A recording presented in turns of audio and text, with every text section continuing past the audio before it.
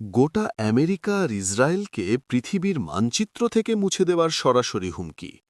Kim Jong উনের এই নতুন ক্ষেপণাস্ত্র কি তবে তৃতীয় বিশ্বযুদ্ধের দামামা বাজিয়ে দিল?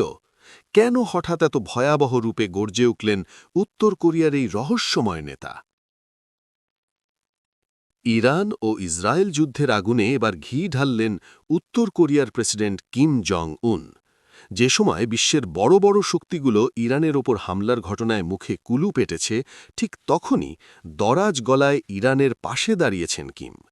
যুক্তরাষ্ট্র যখন তেহরানের বিরুদ্ধে পারমাণবিক অস্ত্র ব্যবহারের নীল নকশা করছে, ঠিক তখনই সরাসরি ওয়াশিংটনে আঘাত হানতে সক্ষম এক বিধ্বংসী আন্তঃমহাদেশীয় ক্ষেপণাস্ত্র বা আইসিবিএমের পরীক্ষা চালিয়ে বিশ্বকে কাঁপিয়ে দিল পিয়ংইয়াং।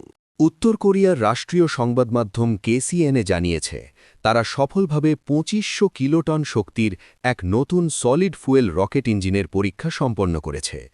এই প্রযুক্তির বিশেষত্ব হল, এর মাধ্যমে কোনো দীর্ঘ প্রস্তুতি ছাড়াই চোখের পলকে অত্যন্ত দ্রুত গতিতে মার্কিন লক্ষ্যবস্তুতে হামলা চালানো সম্ভব। কিমের হুঁশিয়ারি।